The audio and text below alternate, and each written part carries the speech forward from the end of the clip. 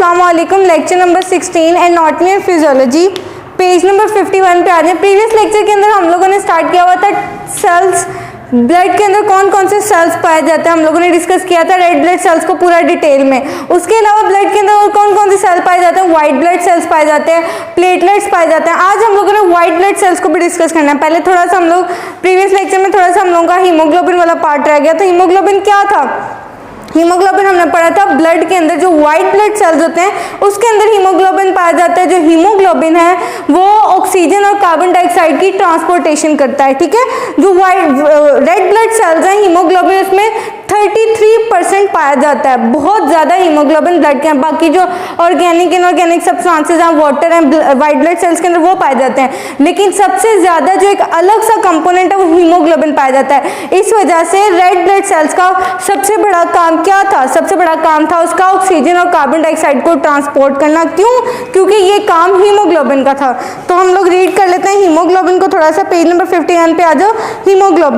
Haemoglobin is iron containing colouring matter of red blood cell. Red blood cells का colouring matter हम लोगों ने पढ़ा था। रेड ब्लड सेल्स जो होते हैं वो ब्राइट रेड कलर के होते हैं, ठीक है। अब उसके अंदर जो कलरिंग पार्ट है, जो रेड कलर जो चीज आ रही है रेड ब्लड सेल्स के अंदर जो रेड कलर आ रहा है वो हीमोग्लोबिन की वजह से आ रहा है। और हीमोग्लोबिन के अंदर क्या होता है? हीमोग्लोबिन का जो सेंट्रल एलिमेंट होता है वो आयरन होता है, ठीक है। ये आयरन कंटेनिंग है, ठीक है। It is red oxygen carrying pigment present in the red blood cell. अब ये क्या करता है? रेड कलर का पिगमेंट होता है। हीमोग्लोबिन क्या होता है?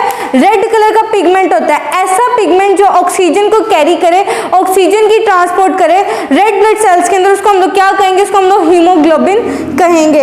Haemoglobin contains 4% haem, non protein iron containing substance and 96% globin protein part. अब हीमोग्लोबिन की बात कर लेती हूँ। सेंटर में क्या होता है? आयरन होता है, ठीक है।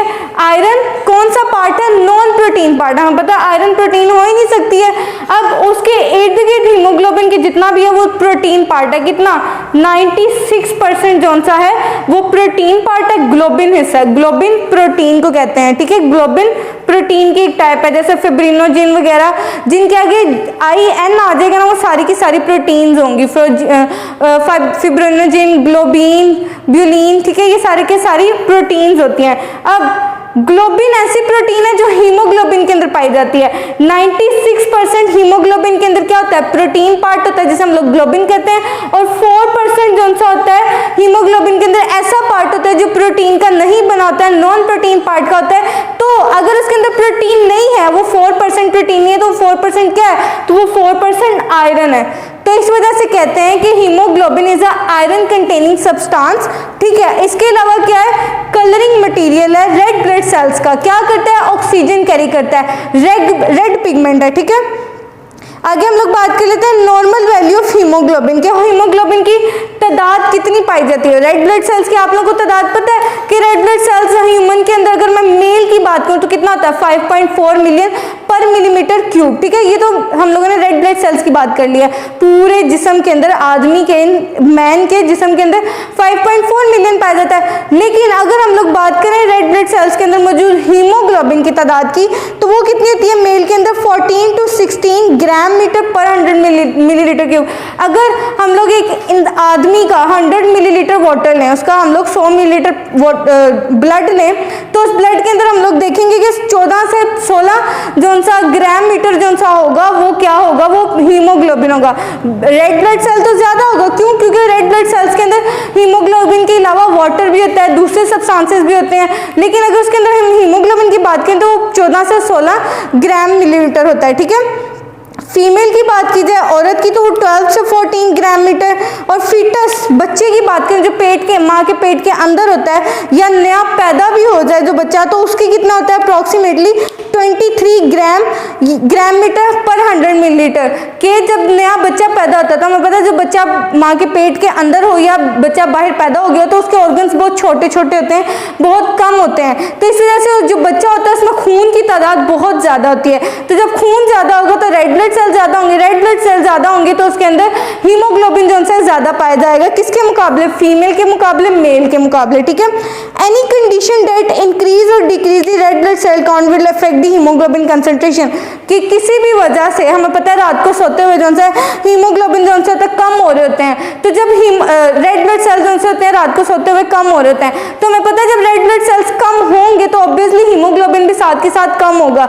तो किसी भी कंडीशन में अगर रेड ब्लड सेल्स कम हो रहे हैं तो हीमोग्लोबिन भी साथ के साथ कम होंगे, और किसी भी कंडीशन में रेड ब्लड सेल्स इंक्रीज हो रहे हैं, एक्सरसाइज करते हुए इंक्रीज हो रहे हैं, टेम्परेचर ज़्यादा होने की वजह से रेड ब्लड सेल्स इंक्रीज हो रहे हैं, तो हीमोग्लोबिन भी हमारे जिस्म का जो सा इंक्रीज हो रहा होगा, उसकी तादाद भी इंक्रीज हो रही होगी और सेल्स की काउंट भी ज़्यादा हो रही होगी। ठीक है, आगे नेक्स्ट टॉपिक की हम लोग बात कर लेते हैं factors necessary for haemoglobin synthesis, के ऐसी चीज़ें जो हमें हीमोग्लोबिन बढ़ाने में मदद दें, हमारे खून की मिकदार को, हमारे जिस्म के अंदर खून को बनाने में मदद दे, खून को साफ करने में मदद दे, वो कौन कौन सी चीज़ें हम लोग इस्तेमाल करके अपने खून बढ़ा सकते हैं। क्या चीज़ है? Protein. Proteins are necessary for the synthesis of globin part of the haemoglobin. हमें पता है हीमोग्लोबिन का 96% हिस्सा जो है वो ग्लोबिन है, प्रोटीन पार्ट है। तो उस प्रोटीन पार्ट को बनाने के लिए, हमारे जिस्म के अंदर खून की प्रोटीन पार्ट को बढ़ाने के लिए हम लोग क्या इनटेक करेंगे? प्रोटीन लेंगे। ऐसे खाने खाएंगे जिसमें प्रोटीन बहुत ज़्यादा होगा, जैसे हमें पता है गोश्त के अंदर प्रोटीन सबसे ज़्यादा पाया जाता है, या अंडे के अंदर प्रोटीन सबसे ज़्यादा पाया जाता है। तो हम लोग उन चीज़ों को खाएंगे ताकि हमारे जिस्म के अंदर खून की तादाद बहुत ज़्यादा बढ़े। Metals, iron is essential for the synthesis of non protein part haem of the haemoglobin.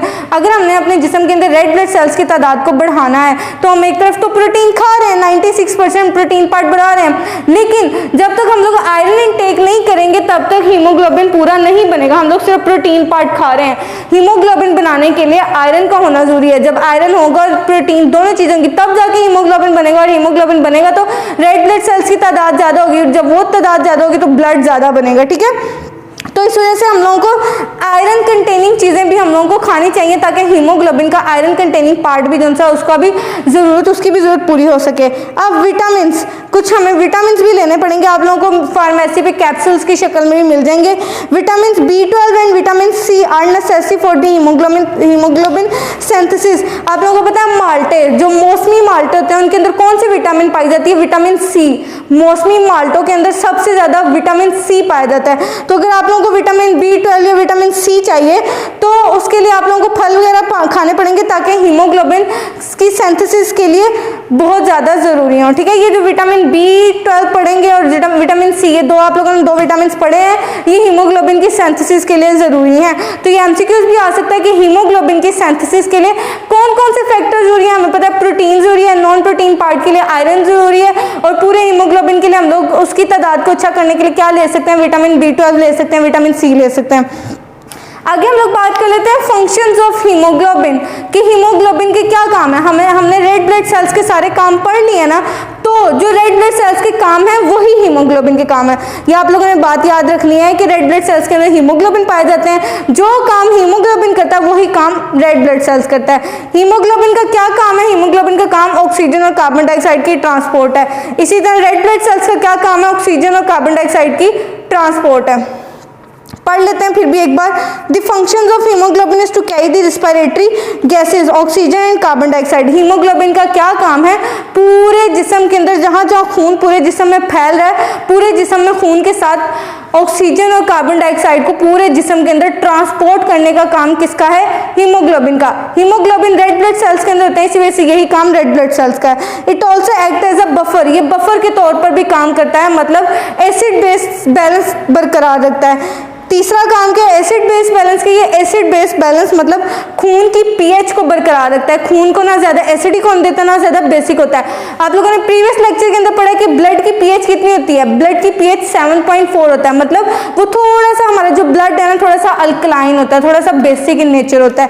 तो उस pH को कंट्रोल रखने के लिए, बफर बनाने के लिए, एसिड बेस बैलेंस रखने के लिए हीमोग्लोबिन की तादाद का होना, परफेक्ट तादाद का होना बहुत ज़्यादा ज़रूरी है। Different pigments of bile, stool, urine etc are formed from haemoglobin. अब यूरिन बनाने के लिए, पुखाना बनाने के लिए, बाइल होता है लीवर की सेक्रीशन, लीवर से जो सेक्रीशन आती है, जो सोल्यूशन निकलता है उसको हम लोग बाइल कहते हैं, ठीक है। तो इन सब की पिगमेंट्स बनाने के लिए किस चीज़ की हमें ज़रूरत होती है? हीमोग्लोबिन की ज़रूरत। ये जो फंक्शन हीमोग्लोबिन के हैं यही फंक्शन रेड ब्लड सेल्स के हैं। तो आप लोगों को हीमोग्लोबिन क्या डिटेल में समझ आ गई है। आगे हम लोग नेक्स्ट टॉपिक स्टार्ट करते हैं which is leucocytes, white blood cells. White blood cells का सेकंड नेम क्या है? ल्यूकोसाइट्स। हम लोग क्या पढ़ रहे हैं? हम लोग ब्लड के अंदर मौजूद सेल्स की टाइप पढ़ रहे हैं। ब्लड के अंदर 3 किस्म के सेल पाए जाते हैं, red blood cell, white blood cells, platelets. Red blood cells को हम लोग डिस्कस कर चुके हैं डिटेल में। अब आज हम लोग स्टार्ट करना है वाइट ब्लड सेल्स की। वाइट ब्लड सेल्स क्या करते हैं? थोड़ा सा इंट्रोडक्शन मैं बता देती हूँ कि रेड ब्लड सेल्स और वाइट ब्लड सेल्स में काफ़ी ज़्यादा फर्क है। क्या फ़र्क है कि जो रेड ब्लड सेल्स हैं उनका काम तो ट्रांसपोर्ट ऑफ ऑक्सीजन और कार्बन डाइऑक्साइड है। अब वाइट ब्लड सेल्स का काम बिल्कुल डिफरेंट है। वाइट ब्लड सेल्स, ब्लड के अंदर मौजूद वाइट ब्लड सेल्स क्या करते हैं? वो डिफेंस सिस्टम क्रिएट करते हैं, डिफेंस सिस्टम को कंट्रोल करते हैं कि जो जरासीम आए हैं, जो बीमारी हमारे जिस्म के अंदर जर्म्स के थ्रू आई है, उनके खिलाफ इम्यूनिटी क्रिएट करते हैं, उनके खिलाफ कोई ना कोई इम्यून सिस्टम स्टार्ट करते हैं जिससे हम लोगों को बीमारी ना हो। तो डिफेंस सिस्टम के तौर पर वाइट ब्लड सेल्स काम करते हैं। इसके अलावा स्ट्रक्चर के तौर पर भी डिफरेंट है, फंक्शन के तौर पर डिफरेंट है, अमाउंट के लिहाज से भी डिफरेंट है। वो कैसे कि वाइट ब्लड सेल्स जो उनसे हैं वो साइज में बहुत ज़्यादा बड़े होते हैं, न्यूक्लिएटेड होते हैं।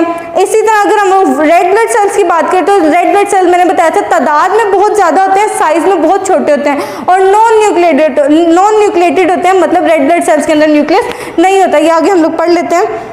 पेज नंबर 51 पे आ जाओ। Leucocytes white blood cells. ये याद रखना है कि वाइट ब्लड सेल्स को क्या कहते हैं? वाइट ब्लड सेल्स को ल्यूकोसाइट्स कहते हैं। White blood cells are colourless. White blood cells colourless. White blood cells ऐसे सेल्स हैं जो कलरलेस हैं। रेड ब्लड सेल्स कौन से थे?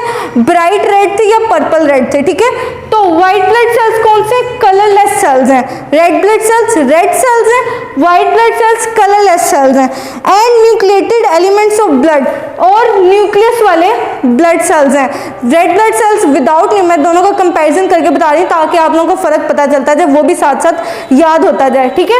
व्हाइट ब्लड सेल्स कौन से हैं? न्यूक्लिएटेड सेल्स हैं, ठीक है। इनके अंदर, इनके हर सेल के अंदर न्यूक्लियस पाया जाता है। These are large in size, ये साइज में बड़े होते हैं, इस वजह से इनकी तादाद कम होती है। रेड ब्लड सेल्स की तादाद इसलिए ज़्यादा होती है क्योंकि वो बहुत छोटे होते हैं व्हाइट ब्लड सेल्स के मुकाबले।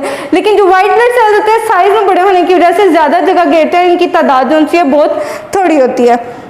And lesser in number as compare to red blood cells, कि रेड ब्लड सेल्स के मुकाबले ये बड़े होते हैं और तादाद में कम होते हैं, ठीक है। They play very important role in defence mechanism of body and protect body from organisms, कि हमारे जिस्म के अंदर कोई भी जरासीम आ जाए, हमें कोई ना कोई बीमारी देने के लिए कोई भी जरासीम आ जाए तो उसके खिलाफ immune system, defence system create करने का काम किसका है? वाइट ब्लड सेल्स का, ठीक है। नेक्स्ट पेज पे आ जाओ, पेज नंबर 52 पे। Properties of white blood cells के, वाइट ब्लड सेल की क्या खसूसियात हैं, वो क्या है? मैं एक बार दोबारा बता देती हूँ, आप लोग पढ़ चुके, मैं एक बार बता चुकी हूँ आप लोगों को। ये लार्ज इन साइज, साइज में बड़े होते हैं। लेसर इन नंबर, तादाद में कम होते हैं। इरेगुलर इन शेप, शेप में टेढ़े मेढ़े होते हैं, ठीक है। एक रेगुलर इनकी कोई सर्कुलर ओवल शेप्स नहीं है। न्यूक्लिएटेड होते हैं, इनके अंदर न्यूक्लियस होते हैं, मैनी टाइप्स। अब जो वाइट ब्लड सेल्स हैं कई किस्म के हो सकते हैं, मैंने बताया जब इरेगुलर शेप है तो इसका मतलब कई किस्मों के हो सकते हैं, ठीक है। Life span is shorter. Red blood cells के आप लोगों को पता था कि 120 डेज बाद वो मर जाते हैं। जो रेड ब्लड सेल्स हैं 120 डेज बाद मर जाते हैं और फिर नए बनना शुरू हो जाते हैं। तो जो वाइट ब्लड सेल्स हैं वो, उनका लाइफ स्पैन जो उनसे बहुत छोटा है, 120 दिन से भी छोटा, उससे ही पहले ये लोग मर जाते हैं, ठीक है। Mobile unit of body protective system, के जो हमारे बॉडी का प्रोटेक्टिव सिस्टम है, डिफेंस सिस्टम है, उनके ये मोबाइल यूनिट्स हैं, मतलब हरकत करने वाले यूनिट्स हैं। वाइट ब्लड सेल्स क्या है? वाइट ब्लड सेल्स हरकत करने वाले यूनिट हैं, किसके? प्रोटेक्टिव सिस्टम के। हमारे जिस्म के अंदर जो सा डिफेंस सिस्टम है, इम्यून सिस्टम है, वैसे तो बहुत ज़्यादा इम्यून सिस्टम हमारे जिस्म के अंदर पाया जाता है, लेकिन उस इम्यून सिस्टम की जो हरकत करने वाली चीज़ें हैं वो कौन सी है? वो वाइट ब्लड सेल्स हैं। वो हरकत करके पूरे जिस्म के अंदर इम्यून सिस्टम को एक्टिवेट कर रहा होता है, ठीक है। Count of white blood cells, के वाइट ब्लड सेल्स की तादाद कितनी पाई जाती है हमारे जिस्म के अंदर? मैंने आप लोगों को बता दिया कि जो रेड ब्लड सेल्स हैं वो हमारे जिस्म के अंदर कितने पाए जाते हैं? 5.4 मिलियन पर मिलीमीटर पर क्यूब मेल के अंदर, फीमेल के अंदर कितने 6.6% पर मिलीमीटर पर क्यूब। तो जौन सा रेड ब्लड सेल्स हैं वो मिलियन में पाए जाते हैं, लेकिन जो वाइट ब्लड सेल्स हैं वो 1000 में पाए जाते हैं।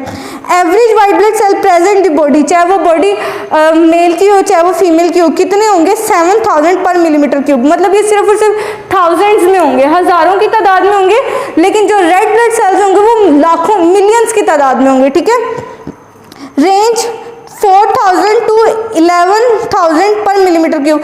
सबसे कम अगर हम लोग बात करें वाइट ब्लड सेल्स तो वो 4000 होंगे। सबसे ज़्यादा वाइट ब्लड सेल्स की बात करें या जो नया बच्चा पैदा हो उसकी बात करें तो सबसे ज़्यादा वाइट ब्लड सेल ज़्यादा से ज़्यादा कितने हो सकते हैं, 11000 हो सकते हैं। 11000 से ज़्यादा नहीं हो सकते, 4000 से कम नहीं हो सकते हैं। तो ये आप लोगों को समझ आ गई है इतनी। तो वाइट ब्लड सेल्स को नेक्स्ट लेक्चर में हम लोग और डिस्कस करेंगे। तो आज का लेक्चर इतना ही था। अगर आप लोगों को समझ ना आई हो तो ज़रूर क्वेश्चन कीजिएगा। अल्लाह हाफिज़।